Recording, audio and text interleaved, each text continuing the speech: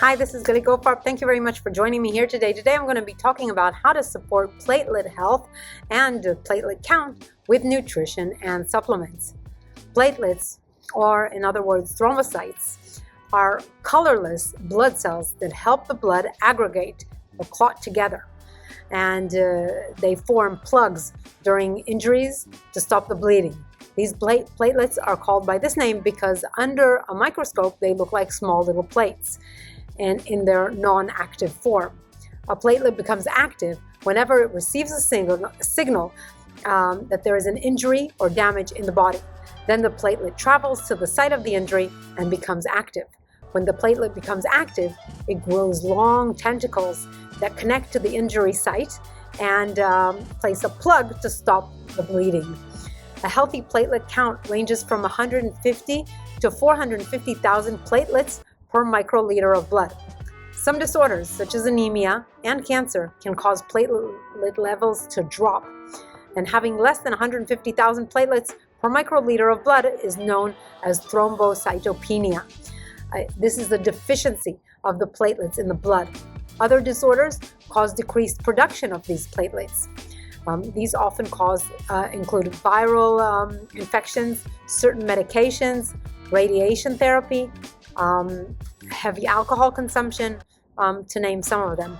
Other conditions can lead to an increased number of platelets, over 450,000 platelets per microliter of blood, and this is called thrombocytosis. High blood platelet numbers play a role in heart disease through plaque buildup in the artery walls and the development of acute clotting events. You can check your platelet numbers through a routine simple blood test called a complete blood count. Fortunately, there are natural ways to balance platelet count and promote healthy platelet function. So for thrombocytopenia, which is platelet deficiency, my recommendations are as follows. Number one, consume folate-rich foods and folic acid supplementation.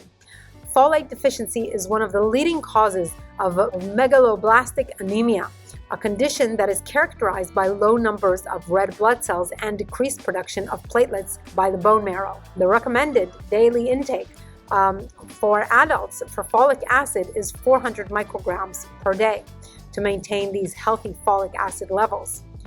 Foods rich in folate include spinach, Brussels sprouts, black-eyed peas, fresh fruits, sunflower seeds, whole grains, and asparagus. You also want to avoid foods that increase bleeding. If you have thrombocytopenia, foods that increase bleeding should be avoided, and these include ginseng, green tea, and herbs such as St. John's wort, saw palmetto, and fish oil.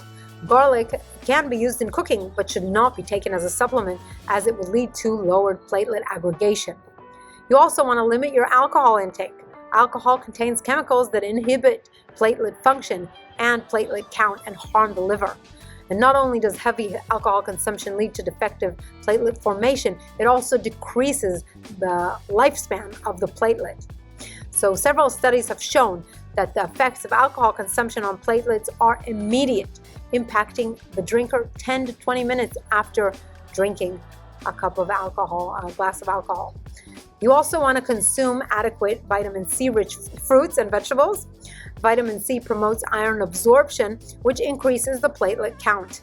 In a study on the impact of vitamin C on platelet function, researchers observed that vitamin C intake is critical for platelet function. In thrombocytopenia, I recommend consuming vitamin C-rich foods such as berries, citrus fruits, and vegetables such as bell peppers, all types of potatoes and tomatoes, cruciferous vegetables, including broccoli, Brussels sprouts, cabbage, cauliflower, and maca. You want to avoid taking vitamin C supplements if you suffer from low platelet counts. I will explain why in just a few minutes. You also want to consume melatonin-rich foods. Melatonin is a hormone that the body naturally produces. Melatonin supplements are recognized as a sleep aid, but melatonin may also increase platelet count and inhibit thrombocytopenia. In a study on people with liver disease, researchers found that melatonin supplementation inhibited thrombocytopenia in people with liver disease and significantly increased platelet count. But in heart disease, melatonin was found to suppress platelet activation. Therefore, I recommend consuming melatonin-rich foods as a natural source of melatonin and avoiding melatonin supplementation. Melatonin-rich foods support health in any case, and these foods include tart cherries, bananas, oats, walnuts, pistachios, brown rice, goji berries, and mushrooms. You may want to consider also papaya leaf extract, which has demonstrated pharmacological potential in increasing platelet count. Papaya leaves contain a unique phytochemical that increases platelet numbers. In a study on the efficacy of papaya leaf extract on increasing platelet count, researchers concluded that papaya leaf extract helps increase platelet count in people with dengue fever. Dengue fever is associated with reduced platelet numbers in the blood, which increases the risk of bleeding. If it is left untreated, dengue fever is potentially fatal. In animal models, papaya leaf extract also helps with immune thrombocytopenic purpura. It's a bleeding disorder with low platelet counts that significantly increases platelet and red blood cell counts. That's why papaya leaf extract is recommended as a natural medicine to boost platelet formation in the bone marrow in humans, also in animals. Now, papaya leaf extract comes in capsules or as a syrup supplement, which you can take before meals. Or you can eat fresh papaya and use papaya leaves to make a homemade medicine by washing and then drying the leaves, then cutting and placing them in a saucepan with water uncovered for 30 minutes, and then bottle the leftover liquid and add a teaspoon to your drinks 3 to 4 times a week, adding just a little bit of this mixture every time for 3 to 4 times a week. Now let's go and move over to thrombocytosis, when there are high platelet numbers in the blood. My recommendations are like this. Thrombosis, which is a local clotting of the blood in the circulatory system, is often responsible for disease and death from circulatory diseases because it leads to a heart attack, to pulmonary emboly, or to stroke. Now, although platelet adhesion and activation and their aggregation play a central role in stopping blood flow when there is injury or damage, the same process may also cause local clotting and blood vessel blockage at the site of a ruptured plaque, the plaque lesion. There's a rupture there, and then the platelets come, and this can block the arteries. Therefore, anti-platelet aggregating foods are crucial. If you are not currently treated with anti-platelet medications, often associated with various side effects, then you can help your condition naturally. But you want to note, conventional and natural therapies should not be combined together, as these could lead to seriously lowered platelet aggregation levels and lead to very easy bleeding. So here are natural antiplatelet aggregating foods. Number 1, omega-3 fatty acids. Omega-3 fatty acids decrease platelet aggregation.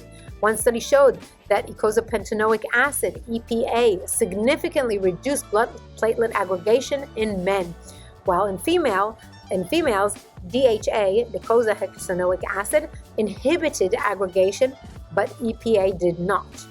I recommend taking a plant-based omega-3 fatty acid supplement, such as algal oil from algae, which contains the short-chain omega-3 fatty acid alpha-linoleic acid, for maximum benefit with the least potential harm, as may be caused by omega-3 fatty acids from supplements from fish oils. Fish oils may have contaminants and may supply excessive levels of DHA, the long-chain omega-3 fatty acid. With algae, the body produces the long-chain omega-3 fatty acid only when and in the amount that it needs, so avoiding excess formation that may become inflammatory. So I recommend algae oil supplements 4 times a week. 3 to 4 times a week should be enough.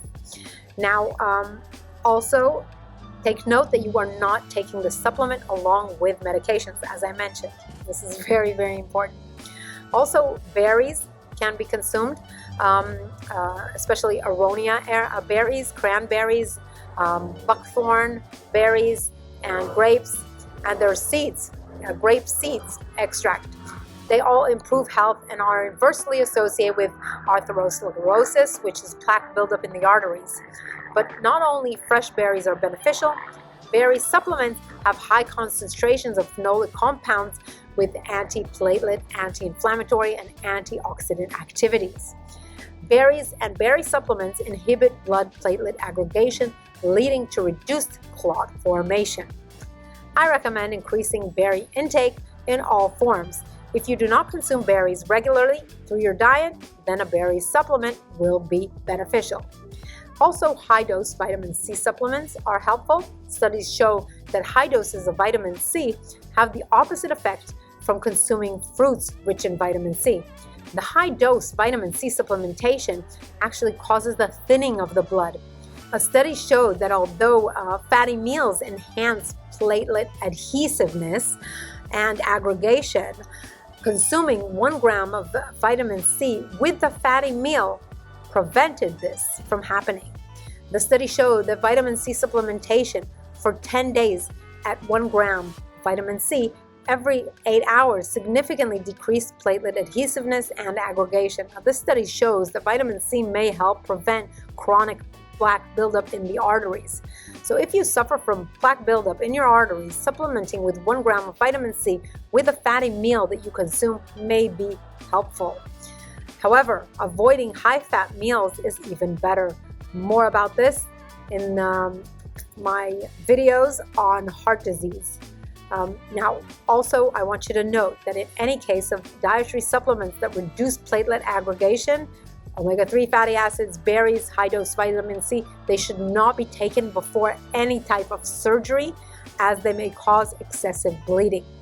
So to conclude, platelet numbers and functions are intertwined with your diet to help to heal yourself and support any platelet disorder. You may wish to consider these natural methods that I mentioned in this video, which are also beneficial for your health in general. So I hope you liked this video. If you did, please give it a thumbs up. Please also subscribe to this channel if you like this type of content, and please visit my website, thegorilladiet.com, to help you move your health and wellness to a better place for you. Thank you very much for joining.